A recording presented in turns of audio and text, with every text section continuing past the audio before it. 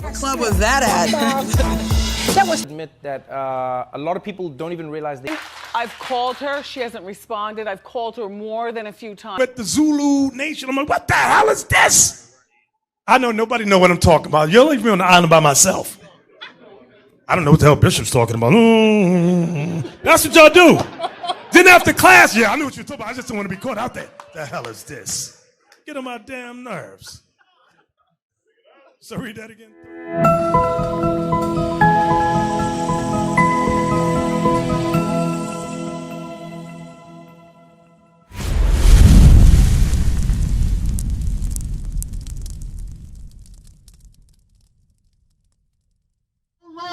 No longer after tonight should you continue on calling yourself African American. Right. You should ask yourself, where did the word African American come from? African American was coined on us in 1986 by Jesse Jackson. Right. That is 34 years, 35 years old. A lot of us are older than our nationality, our so-called nationality, African American. So now you got to ask yourself, who are we? Right. If we were called African Americans in 1986, what were we before that? Brothers, come on up here. Let me ask y'all something. Just hold it. I'm gonna start with you now. Hey, brother, quick question. If I asked you your nationality, what would you tell me? Black. Black, right? Brother, let me holler at you real quick. Brother, real quick. If I asked you what's your nationality, what would you tell me? Huh? Reuben? Okay, before he told you anything, what would you say? Like, if you fill out an application, what would you say? Huh? Native American, right? And brother, you said black, right? Now, quick question. Your shirt, your pants, and your shoes is black. Are you that color? So black is a color. So where do we get that from? Where do we get these terms from, black and Native American? Where do we get this from? Because we got all these different names, but we're actually one people. We're all the same people. And some people might say they are African American. Some people call themselves niggas.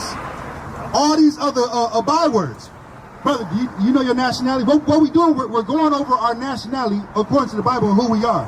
Because if I ask you what's your nationality, what would you gonna tell me? What's your nationality? Or what do they call us? What would you say you are? A nigga. See? Told you. Some of us call ourselves niggas. When in fact, we are all the same people. Right. Let's see who we are. Are any of y'all familiar with Moses bringing the children of Israel out of Egypt? We all know that history. So what I'm about to do is go into this Bible and show you that our history is in this Bible. Genesis 2:7. Because if I ask you, what's the color of the first man? What would you say? The first man that was on this planet. Huh? A black man? How you know? Huh? Okay. What about you? What'd you say? White. White man, okay. What'd you say? You don't know? Okay, good answer. Let's see. Read. Genesis chapter 2, verse 7. Bring it out. And the Lord God formed man of the dust of the ground. So God said he formed man of the dust of the ground. What color is the dust or the dirt of the ground? Brown. Huh? Brown? What you say? What you say? Okay, so what about the deeper you go? What color does it get? Does it get white? Tan? What color it get? Get darker. It get darker, right? So God said he formed man of the dust of the ground, meaning different shades of brown. So, matter of fact, give me Christ. Because if I asked you what color was Christ, what would you say? Black? Black? How y'all know? Because I see a lot of us wearing these Jesus pieces with white guys. I see every church you go in, you see a white Jesus. So how y'all know he black? Where does it say he black? I'm gonna get it for y'all. Read. What we gonna do? Let me get this right here. We gonna do a process of elimination. Because once you see this, now you should be asking yourself questions. We gonna play 3 strikes. Read. Revelation chapter 1, verse 14. Nope, start at 1. Verse 1. The revelation of Jesus Christ. It says the revelation. What? Anybody know the root word of revelation? Huh? I'm gonna get to you. It's reveal. It means the root word of revelation is to reveal. Read. So what we're doing is revealing what Christ looks like. Read. The revelation of Jesus Christ, which God gave unto him to show unto his servants things which must shortly come to pass. Verse 14. His head and his hairs was white like wool. So John is telling us that Christ's head on his head and his hair and the head on his face are white like wool. Now question, who has woolly hair on this planet? Black people, right? Okay, so now we got to look over here. Matter of fact, stand over here for me.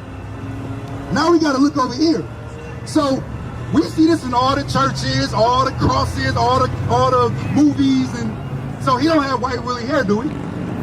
But this one do, right? Okay, strike one. Read. As white as snow. So he had full head of gray. And his eyes were as a flame of fire. So now it says Christ's eyes will be red as a flame of fire. It's not saying that Christ was throwing beams like Cyclops. Let's see what he's talking about. Genesis, you know what I want. 49 verse 12. 49 and verse 12. So we're saying he had a full beard and it was gray. He had a full head of hair, woolly hair, and it was gray. Let's see, now it says his eyes are red. Let's see why they're red. Genesis 49 verse 12. His eyes shall be red with wine. Okay, quick question. It said his eyes shall be red with wine. Brother right here, you drink at all? A little wine or liquor or anything? Now, question. When you drink some, all right, when you drink some, what color do your eyes turn?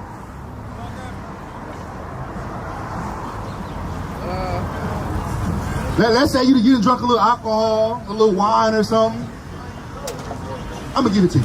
The whites of your eyes get glossy, like a little glossy red. Now go back. Revelation 1 and 14. So, now with this image over here, does he have red eyes? No, right? This one does, right? So, question, what was one of Christ's first miracles? I'm an open person. Turning water into wine, because Christ drank wine in moderation. Read. His head and his hairs were white like wool, as white as snow. And his eyes were as a flame of fire. And his feet. Now, brother, it said, now it's going to get to his color. Read. It says his what? And his feet. Now, quick question, brother. I'm going to use this sister for example. Sis. Okay. Now it's safe to say, if you look at somebody's feet, it should be the same color as their body, right? All right, read. And his feet like unto fine brass. So it says Christ's feet will be are fine brass. What color is brass? A brown, right? Sis, what color is brass? A brown, right? Okay, let's see how brown. Read. So what we're doing, we're going over the true image of Christ. Because if you look in the streets nowadays, the churches, people's crosses, movies, you see this man right here. Right. But this man is not found in the Bible. No, that's white Jesus. It ain't Jesus. It's some white man. That's who they want us to serve. As So they if can control they us. burned in a furnace. So it says Christ was, read that part again. And his feet like unto fine brass. So it's saying the color of Christ's feet was brass. Let's see how brass. As if they burned in a furnace. So if you burn anything, what color does it turn? Black, right? Black, right? So Christ was a dark-skinned man, like yourself, brother. Christ is a black man like yourself. So what we're trying to do, we're trying to pull down the lies of what we've been taught here in America. Right. Now, sister, if I ask you something, This is my people. who? Tribe of Benjamin, all praises, all praises. My grandmother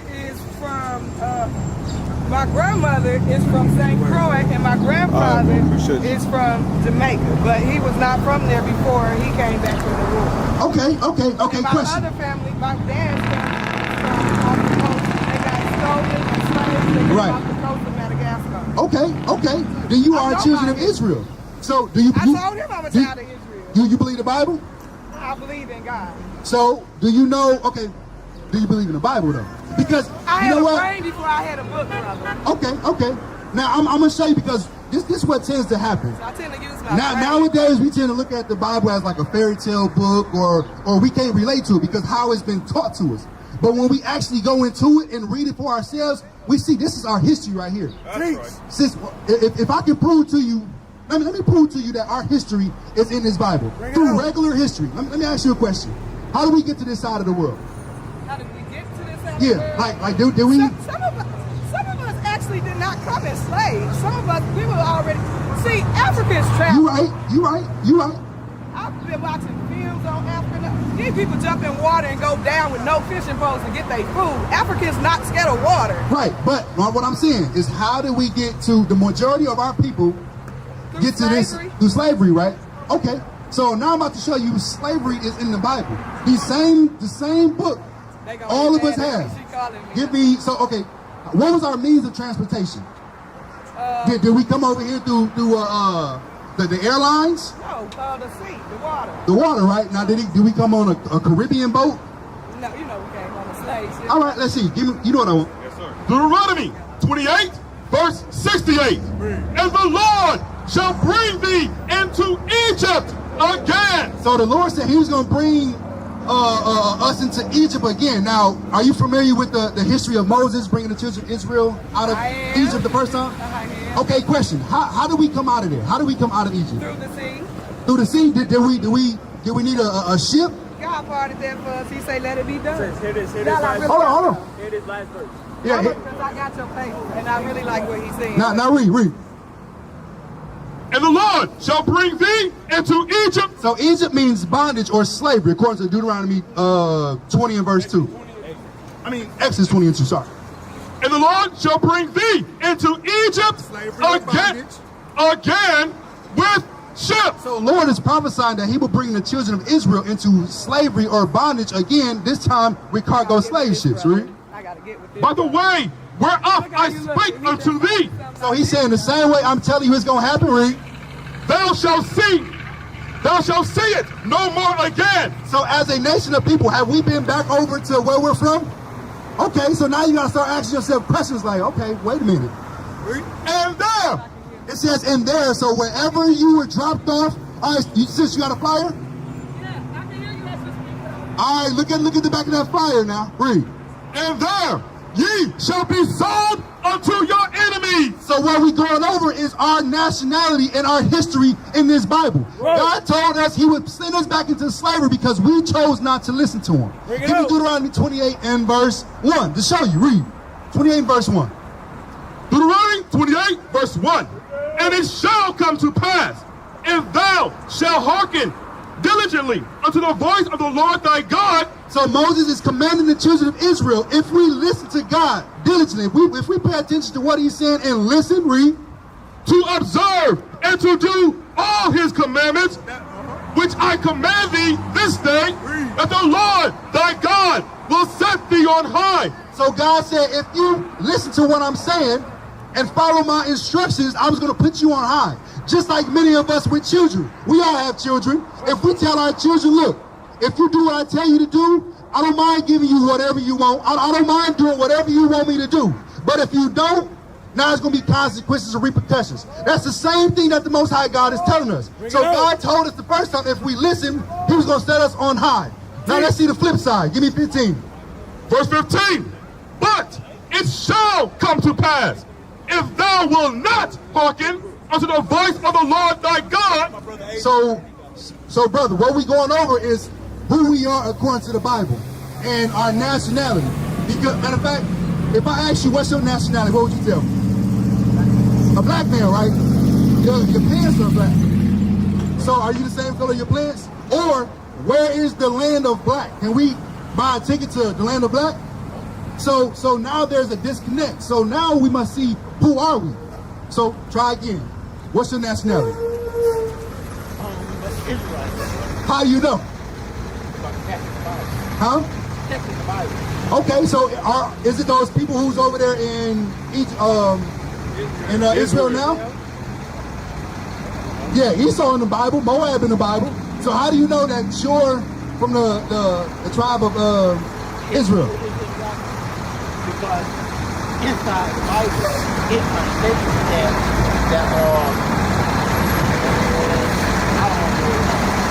Oh, you can take your time.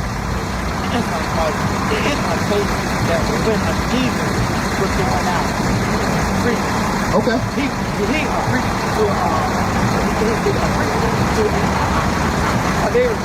Okay. But mostly are Israelites. Okay. But they are black people. Okay. So what we about to do, we about to show you. So so now when somebody asks you, you can say probably like this. Yes, I'm a children of Israel from the tribe of, okay, good question. If, like, what would your father be? Is he like African American, so-called African American? Okay, so you will be from the tribe of Judah. Right. Because the bloodline goes from what your father is. Matter of fact, let's get that real quick before I get into it. Give me numbers. Give me numbers. To show you that we are who our father is. Read. Numbers chapter 1, verse 18. And they assembled all the congregation together. Read it again. And they assembled all the congregation together on the first day of the second month. And they declared their pedigrees. Now it says their pedigrees. What is a pedigree? Bloodline. All praises. Read. After their families, by the house of their fathers. So whatever your father is, that's what you are, because the man carried the seed. Now give me Deuteronomy 1 and verse 1. Because do you know the history of when Moses brought the children of Israel out of Egypt? You know that history? All right, so what we're about to do is show you how we connect to this Bible and how we are the children of Israel. So, okay, 1 and 1. Let's see the audience of who he's talking to. Read. Deuteronomy chapter 1, verse 1. Bring it out. These be the words which Moses spake unto all Israel. The Chinese people? All Israel. The white man? All Israel. So who is Moses talking to in the wilderness? Israel, right? Okay, so now we got the context of who he's talking to. Brother, what we dealing with is our nationality according to the Bible. Right. And how our history is in this Bible and who we are. Right. All right, so we got the context. Moses is talking to the children of Israel. Now give me 28 and verse 1. You got any kids? Sir, you got any kids? Kids, right? Okay, so let's say they ask you for something. Let's say, Daddy, I want a car for when I graduate. Do you just give it to them automatically? No, right? You give them stipulations. Look, if you go to get good grades in school and do everything you're supposed to do, I don't mind getting it to you. But if you don't, if you fail school or do something you're not supposed to, you're not getting nothing. Man, I might punish you, right? You give them ultimatums, right? So the Most High God did the same thing because that's our Father, right? It's only right that the Father does the same thing to his kids that we do. Read. Deuteronomy 28, verse 1. Bring it up. So let's see what God commanded Moses to tell the children of who? Israel. Read. And it shall come to pass, if thou shalt hearken diligently unto the voice of the Lord thy God, to observe, to do all his commandments, which I command thee this day. So God is telling Moses to tell us. Tell them if they listen to what I'm saying diligently and do it just like we tell our kids. If you do what I tell you to do, God saying the same thing. Read. That the Lord thy God will set thee on high. So God said, if you listen to my commandments, statutes, and do what I tell you to do, I'm going to set you on high. Just like we tell our kids, if you do what I tell you to do, I don't mind doing whatever. You want to part, whatever, because you did what I told you to do, right? Read. Above all nations. Oh, that's a key word. He said, if you do what I tell you to do, I'm going to set you on high, equal to. Did he say equal to all nations? Below all nations. Above, right? So if you look around, are we above?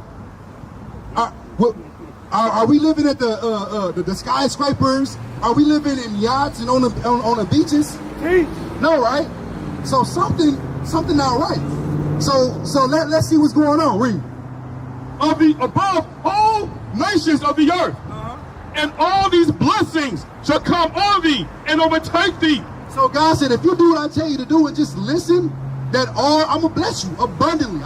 All these blessings gonna come upon you. Let's see the flip side. Give me 15. Because just like we parent our kids, there's always a flip side. Let's see what that flip side is. Verse 15. But. Whoa. You hear that word? It says but. That's a 3-letter word, but it's big. Read it again. But it shall come to pass. Meaning it will happen. Read. If thou wilt not hearken unto the voice of the Lord thy God, to observe, to do all his commandments and his statutes, which I command thee this day. So question, it says, it shall come to pass if you do not listen to what I'm telling you in my law, statutes, and commandments. Now, quick question before I finish it. If your kids don't listen, what do? Punish them, right? Punish them, right? So let's see what the Lord is saying. Read that part again. But it shall come to pass, if thou wilt not hearken to the voice of the Lord thy God, to observe, to do all his commandments and his statutes, which I command thee this day. So God said, if you don't listen to what I'm telling you, that all these curses. it says all these curses. Now, is curses a good thing or bad thing?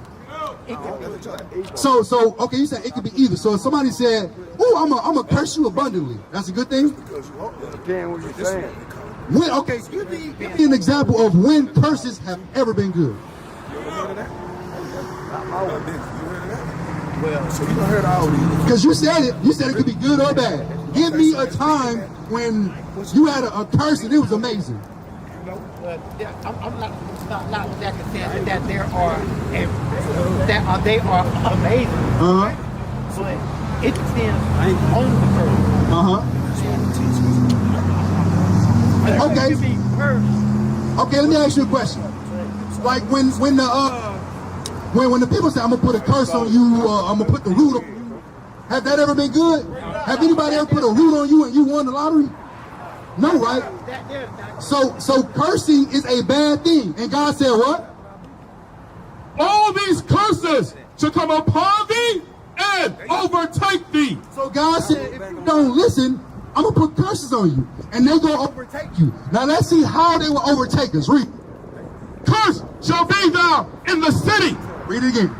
Cursed shall thou be in the city. So God said, if you don't listen, one of the things I'm going to do to you, I'm going to curse you in the city. Right. And what?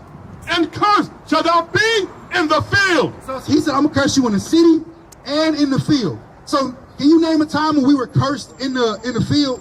What that, Slavery, okay. Where that one at? Where is that? What's under here?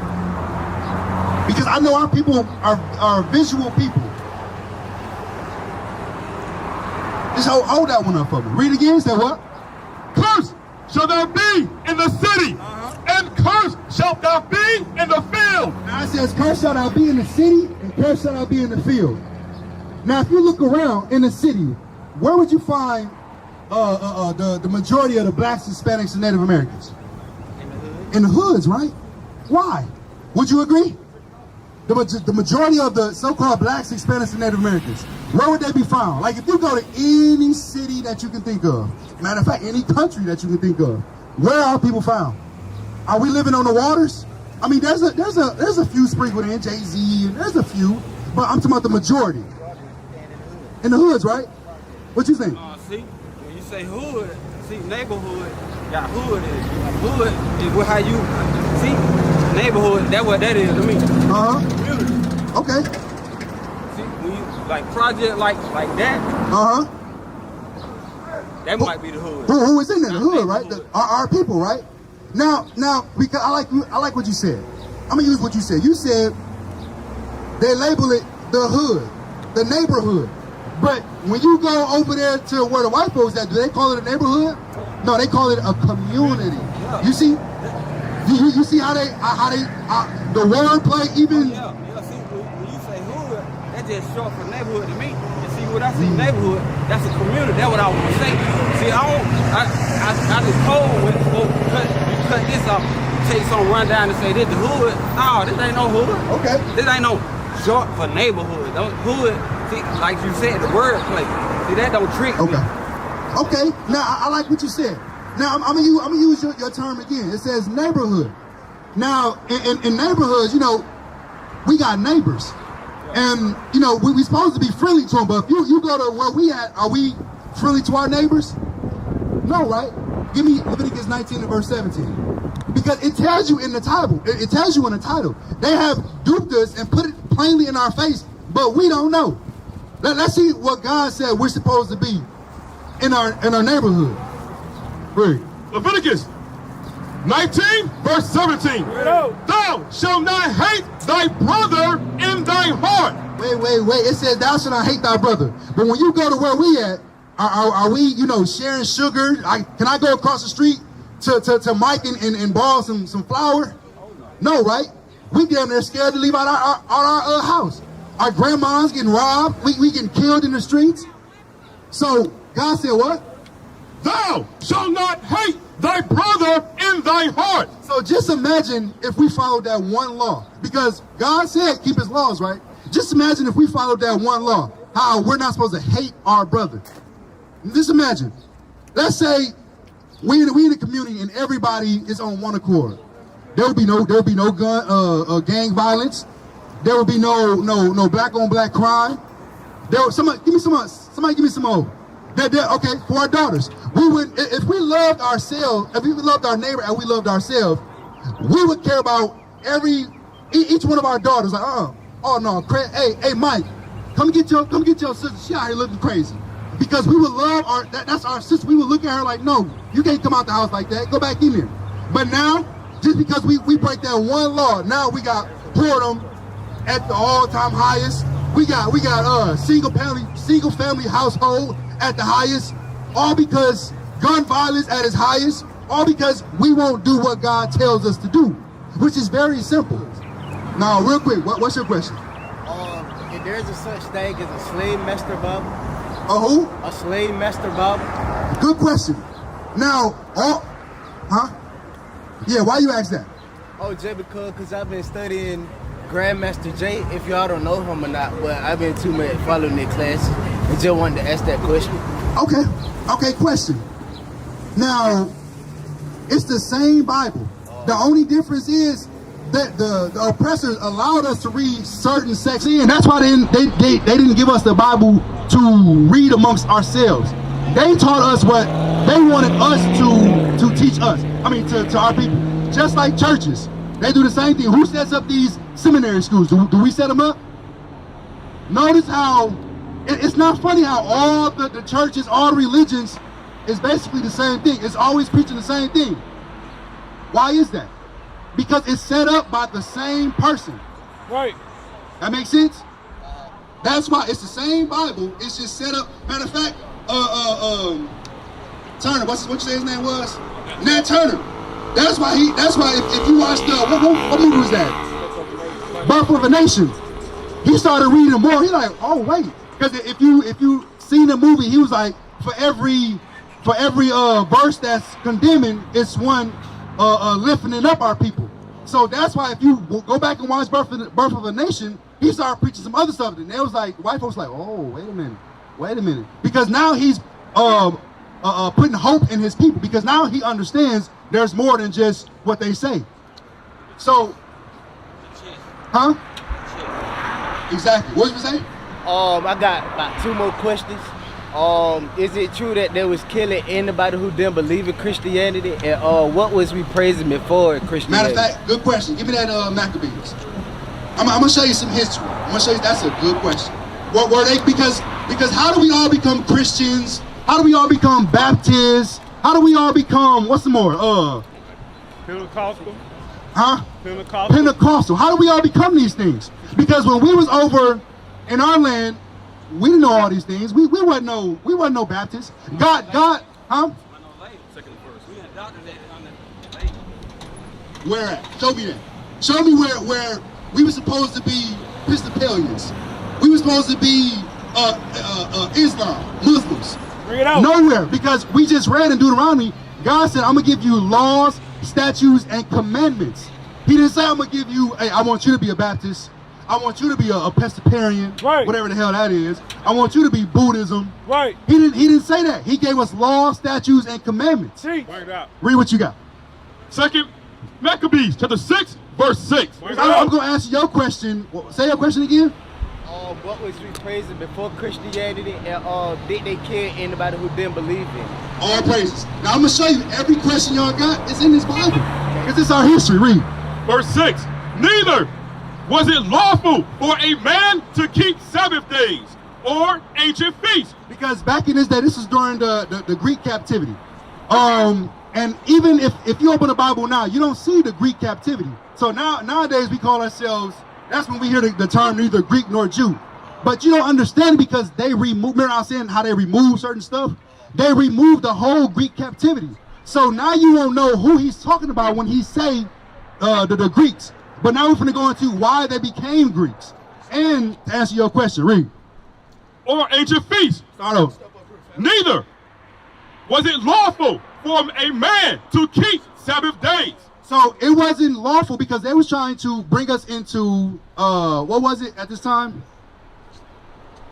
They was trying to bring us, Hellenism. Yeah, into Hellenism. They was trying to bring us into a religion at this time because we wasn't ruling at this time, right? Or ancient feasts. Or to profess himself at all to be a Jew. So it was a point in time we couldn't confess ourselves to be a Jew. We couldn't walk around and be like, you know what? Hey, I'm a Jew from the tribe of Benjamin. Right. Or I'm an Israelite from the tribe of Manasseh, right, or Judah. Read that part again. Or ancient feasts, or to profess himself at all to be a Jew. So if they make a decree, if they make a law that you can no longer call yourself your God-given nationality, what are you gonna call yourself? Who's ever in power at that time, right?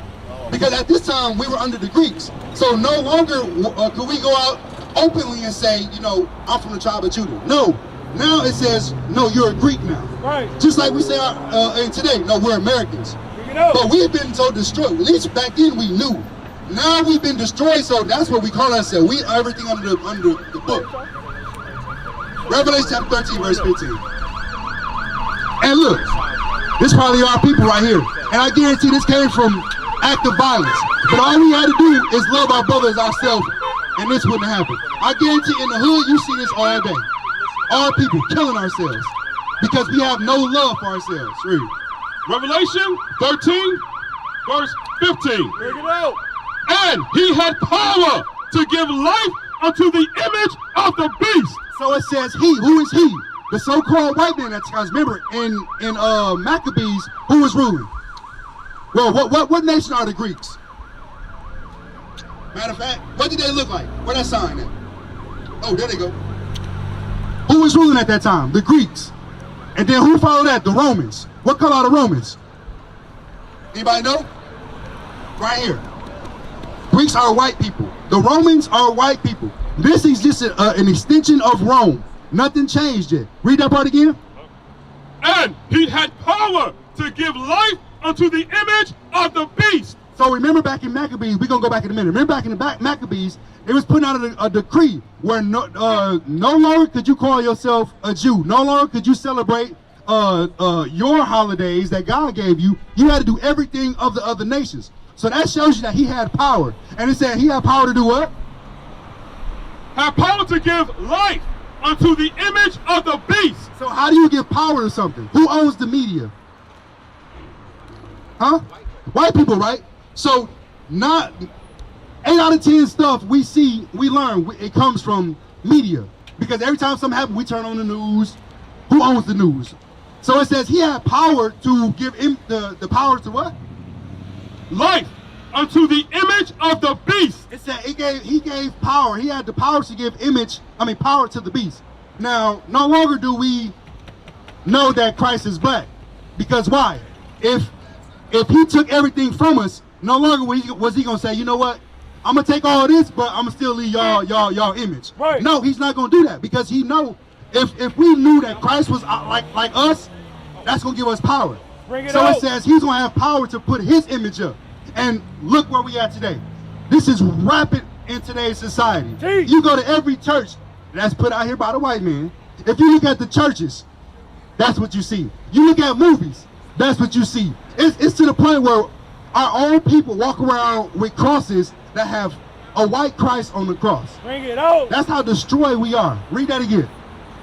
And he had power to give life unto the image of the beast. How? Through his media, through his social network outlets. Read. That the image of the beast should both speak and cause that as many as would not worship the image of the beast should be killed. Wait a minute. Wait a minute. So they said, no, forget your God. This is God. And if you don't worship what I'm putting out, I'm gonna kill you. Right. So that answers your question. We used to scream black power while Heron was pushed. But at the end of the day, nothing's in vain. IUIC has been given a vision. The tents of Judah has risen. Many has attempted the mission. Minor murmuring, omitting, and missing the mark. Just reading that he had the flame of fire in his eyes gave us the spark. We on Paul's mission. We out on the road, purple and gold. From Mexico, Cuba, Haiti, Ghana, Sierra Leone. 144,000 boots banging, concrete crackling. These are our men repented at heart. The scriptures is proof. IUIC, we deliver the truth.